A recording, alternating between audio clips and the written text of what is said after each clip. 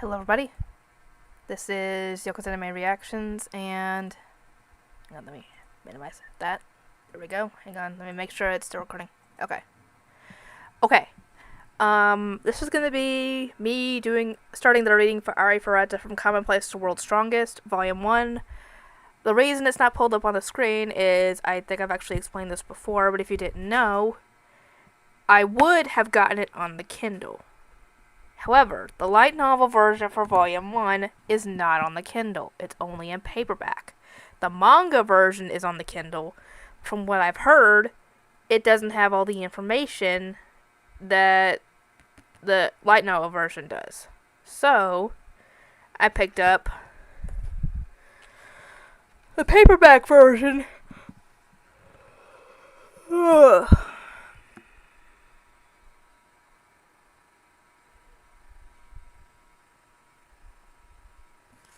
So, I'm gonna start this off. I don't know how long I'm gonna record for or anything. Actually, let me check the time on that real quick. My Captain D's order was just confirmed. Hang on, there was a text. Yeah, it's just confirming the order. And let's see, 11:06. Okay, I'm gonna try and read for probably 30 minutes, maybe. Okay, the prologue. Light rapidly faded away as the darkness began to swallow him. Hajime Nagamo's face twisted in terror as he stared at the vanishing light above him. He desperately shot at his hand, grasping at the light he knew he could never truly grab hold of. He felt his nether regions tense up as if he fell freely through the darkness. The chasm he'd fallen into was so deep that it seemed almost as if he was falling down into the pits of hell. And the light he was staring at was the portal to the world of the living. He'd fallen down a massive tear in the earth while he'd been exploring a dungeon. The hole was so deep that he kept falling long after the tiny pinprick of light had shrunk to nothing.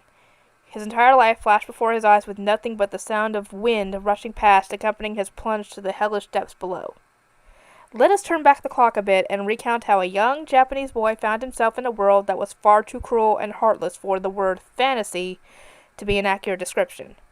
After all, the harsh and unfair events he experienced, and was still experiencing, were a bit too bereft of the wonderful hopes and dreams one imagined when they heard that word. Monday. Quite possibly the most depressing day of the week.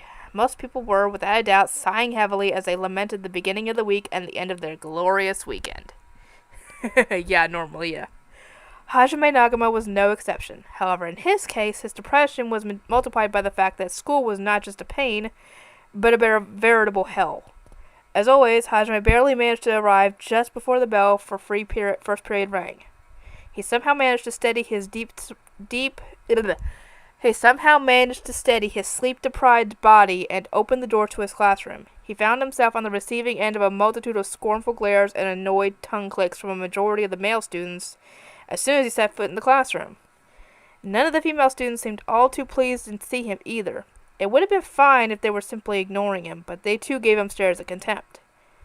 Hajime did his best to ignore his classmates and went to his seat, but as always, there were a few students who couldn't resist the opportunity to needle him. Sup, you gross otaku? Stay up all night playing video games again? I bet you were playing porn games the whole time. Really? Just because somebody is into video games and anime and all that does not mean they're necessarily playing those types of games. And what's so wrong with being an otaku? I mean, I could probably classify myself as an otaku. I'm an anime fan. I play video games and all that. Wow, what a creep. What kind of disgusting pervert stays up all night playing porn games? Not Hajime. I think he just plays video games. Not those types of games. The boys laughed as if they found that statement somehow hilarious. The student who'd first called out to Hajime was Daisuke Hayame. I'm probably going to butcher these names, guys. I apologize. And if I feel so inclined, maybe I'll add pictures of the people as I read their names so you guys know who the heck I'm talking about. If I feel like it, though. The ringleader of Hajime's tormentors. Daisuke never seemed to tire of teasing Hajime as he went up to him on a daily basis. The ones who were laughing wickedly next to him were Yoshiko Saito, Reichi Kondo, and Shinji Nakano.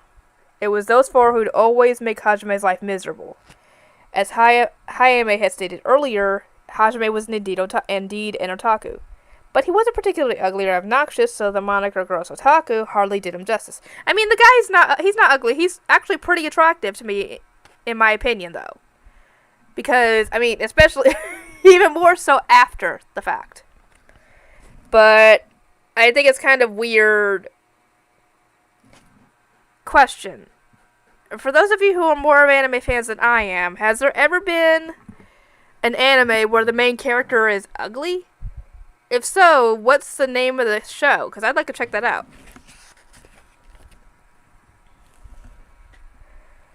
His hair was cropped short and kept tidy. Plus, it wasn't as if he had a communication problem of any sort either. Sure, he wasn't the most talkative guy around, but he had no problem responding to people who talked to him. He was a quiet person overall, but not to the point where it would be considered gloomy. He just happened to have an interest in a very specific set of media. Namely manga, novels, video games, and movies. I mean, that's essentially what I like as well, so I guess I'm an otaku. By those standards, anyway. I might have to turn to give myself better lighting on this, because I have an overhead light on the ceiling, but my head creates a shadow when I try and read with the book set on the desk.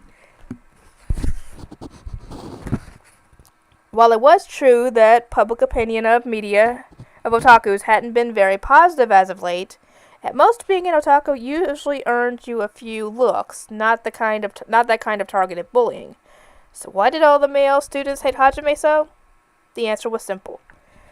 Good morning, Nakama-kun. You barely made it on time too. I think you should at least make an effort to come earlier. One of the girls smiled softly as she walked up to Hajime. Kaori! Though from what I've heard about her, a little scary. Apparently, spoiler, if you don't want to hear it, ignore it for plug your ears for like 2 seconds. She's a yandere.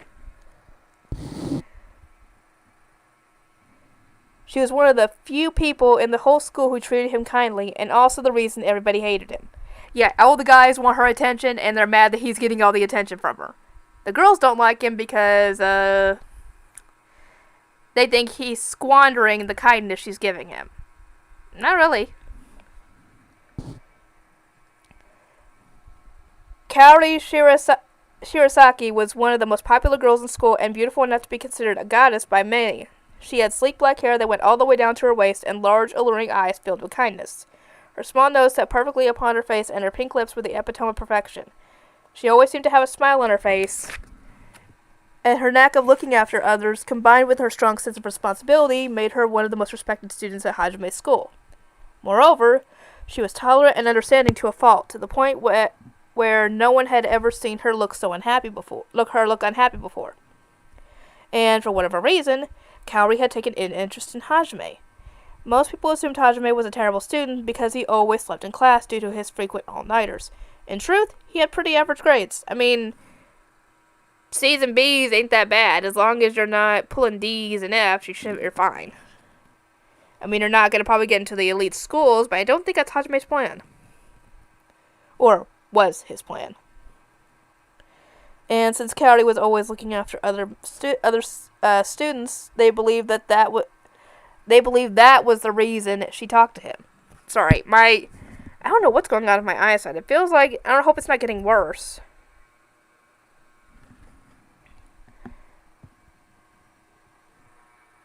Had her overtures convinced Hajime to become a better student, or had he naturally been a better looking guy, the other kids might not have minded Kaori's interest in him as much.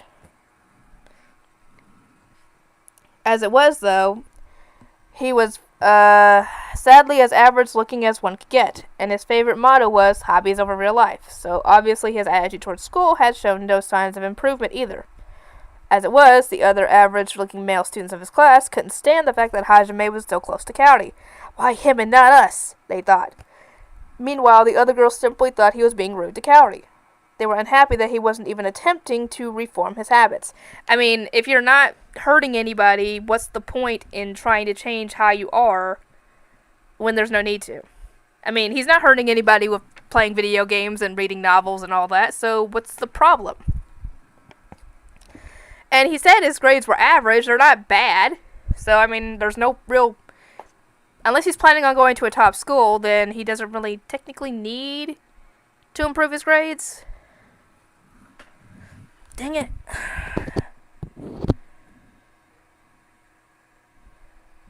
Good morning, Shirazaki-san. Hajame's face stiffened up as he felt the bloodthirsty glares of his fellow classmates, and he awkwardly returned Kaori's greeting.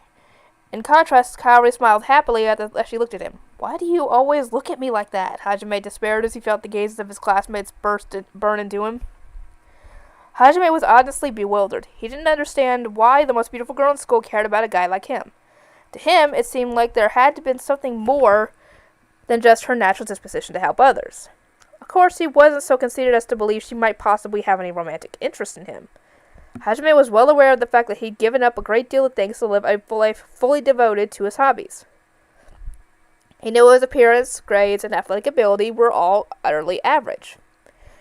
There was a whole host of guys better than him who were far more suited to be her partner, even just among her acquaintances, which was why he found her behavior so puzzling. Honestly, I just wish you'd realize you're the reason everyone hates me right now, Hajime screamed inside his head. However, he didn't give voice to those thoughts. He knew that some of his classmates would no doubt drag him out behind the gym once classes were out if he were ever dared to do so. Yeah, he knows that these guys would resort to probably beating him up if he ever said anything like that to her. Or about her. The moment Hajime finished his conversation with Kaori, the three new people walked up to them. They'd been watching the two of them like vultures, waiting for him to finish talking. Among this new group was, of course, one of the aforementioned better guys. Good morning, Nagama-kun. Must be rough staying up that late every day. Looking after him again, Kaori? You're really too nice for your own good. Seriously, talking to a failure like him is a total waste of time. Really? Y'all are being very, very, very mean. He is not a failure. It's not like he's failing his classes every day. I mean, sure, he sleeps during class, but that doesn't necessarily mean he is failing. Because, he could do his homework when he gets home and study, and he might not even have to study to do as well as he is in his classes. I mean, sure, he's not getting straight A's, but he's still not failing. He's average. That's not a bad thing. The only person out of the three who greeted Hajime was Shizuku Yagashi, Kaori's best friend. Shizuku's black hair was tied back in her trademark ponytail. Oh, essentially, if you guys have watched the anime, it's the girl with the sword. Her almond-shaped eyes gave her a rather sharp look, but deep within her gaze dwelled the kindness that made her seem cool rather than cold. Standing at 172 centimeters tall, she was a good deal taller than most of the other girls in his class. Okay, I can't tell if I'm hearing thunder or my dad just rolling the Herbie-Kirby down the driveway. That, combined with her well-built body, made her seem like a dignified samurai. Really? That's why she's the one that has a sword. She's definitely a samurai. And samurai made for a rather apt analogy, as her family actually ran a dojo that taught the Yagashi style, and Shizuku herself was a peerless swordswoman who'd never lost a single kendo tournament. In fact, she'd been featured in magazines before and had a rather rabid fan base. The press even took to calling her the modern samurai beauty. Many of the younger female students had started calling her Oni-sama in a almost worshipful manner. The guy who greeted Kaori with that rather cliched line about her kindness was Kuki...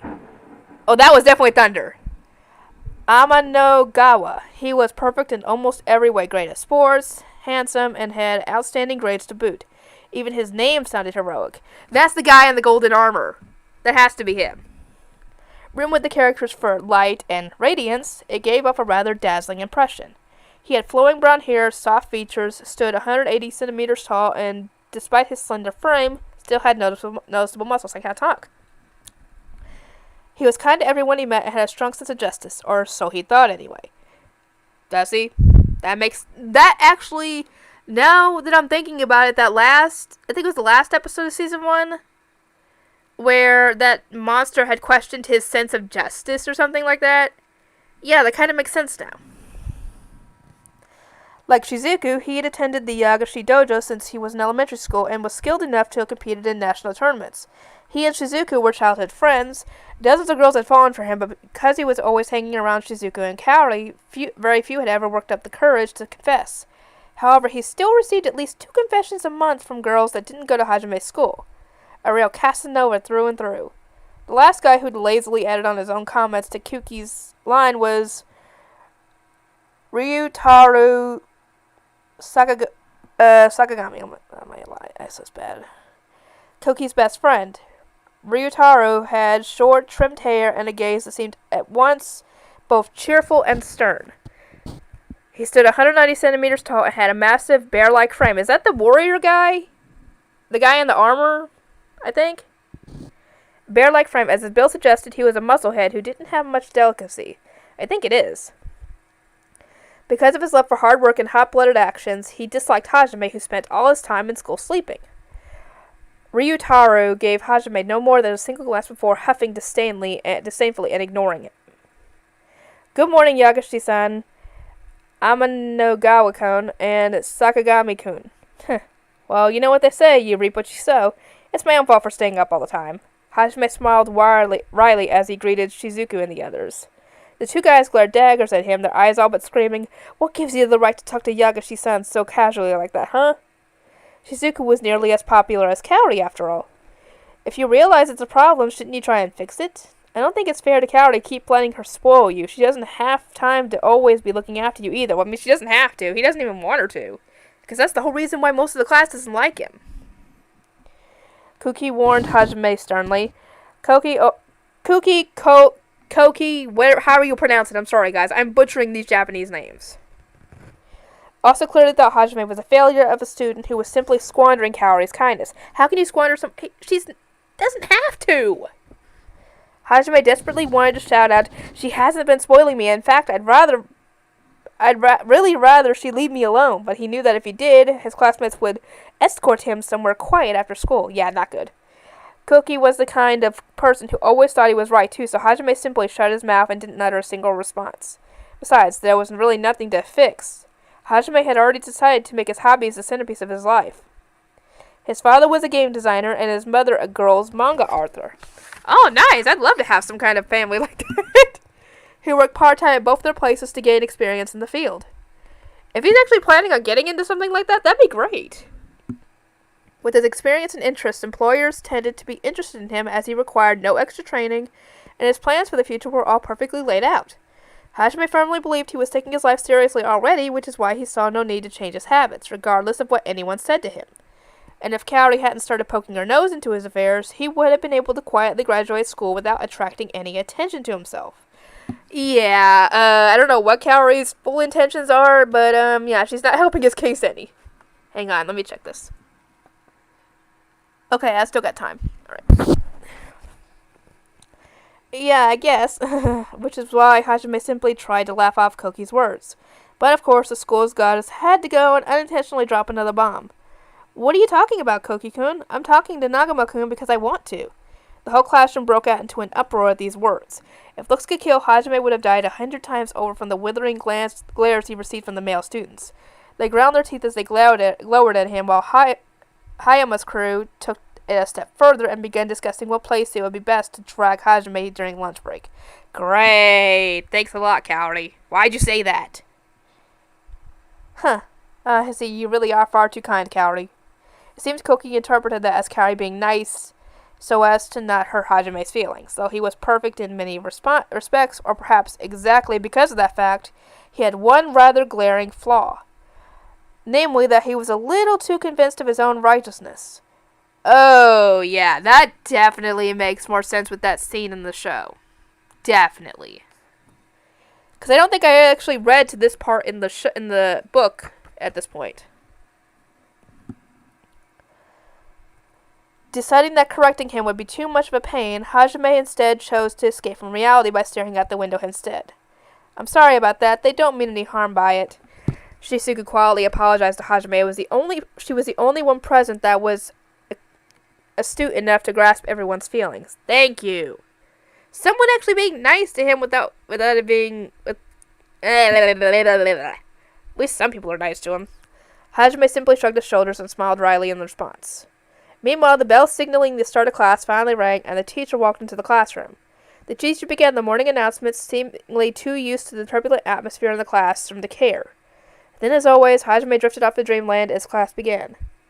Kaori smiled as she saw Hajime slumber. Shizuka stared at him, amazed, and mused that Hajime was quite a celebrity in a certain sense. The guys all scoffed at him as the rest of the girls stared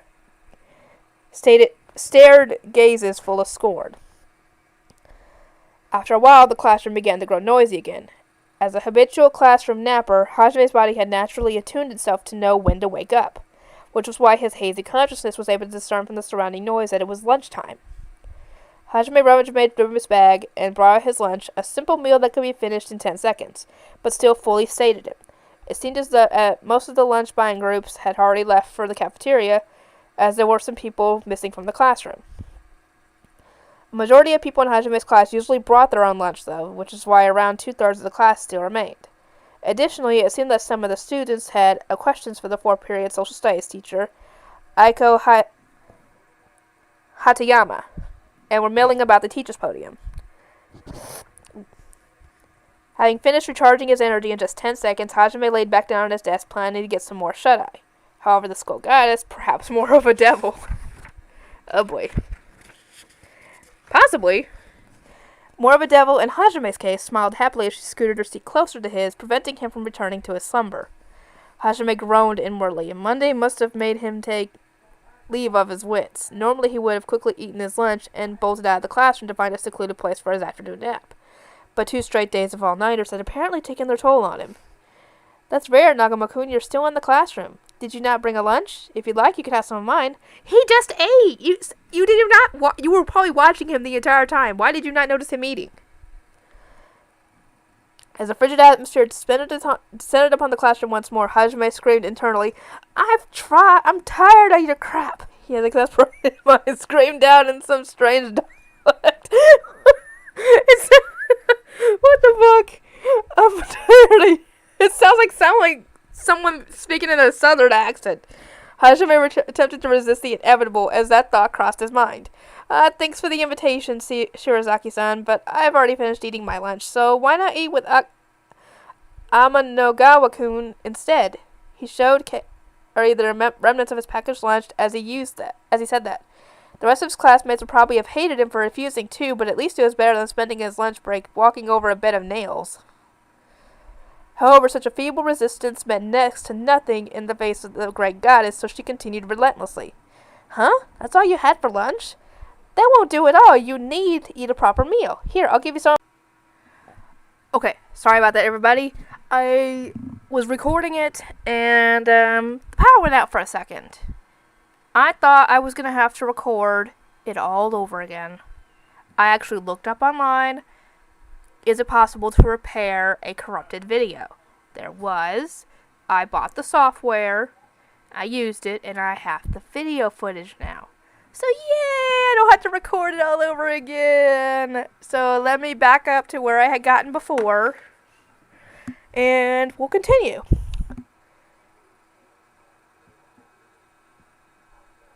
That won't do at all. You need to eat a proper meal. Here, I'll give you some of mine.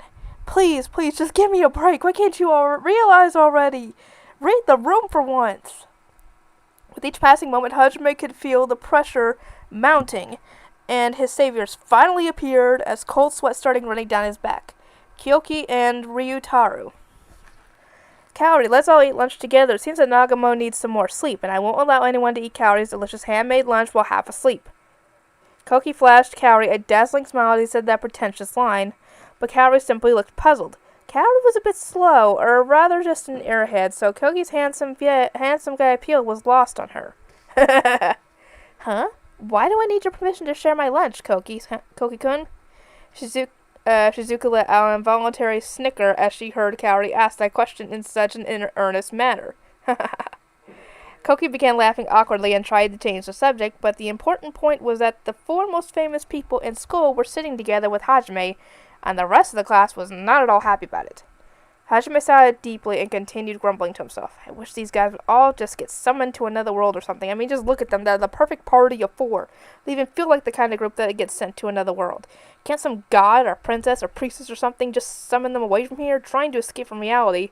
Hajime sent his thoughts out to whatever other worlds were out there. He stood up and was about to go at his usual evasive answer when suddenly he froze. There was a glowing silver circle engraved of various geometric patterns glowing in front of Hajime at Koki's feet. The rest of the students also saw the strange circle as well. Everyone was frozen in place, staring at the weird glowing pattern that, for lack of a better word, looked just like a magic circle. The magic circle began to grow brighter and brighter until a light enveloped the entire classroom. The circle itself began expanding as well, and when it finally grew big enough to cover Hajime's feet, everyone became unfrozen and started screaming.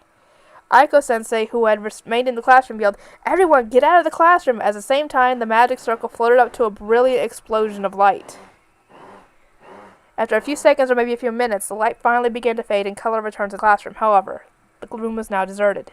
Some chairs were knocked over, half-eaten lunches were sitting on desks, and chopsticks and plastic bottles were scattered across the room. The classroom had everything still left in it except the people.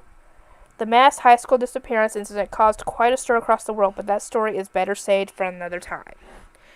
The prologue is now done, everybody. I told you guys I was almost done with this stupid thing when the power went out. Here's hoping I could pause it real quick. I hope you guys enjoyed the prologue. I will see everybody next time.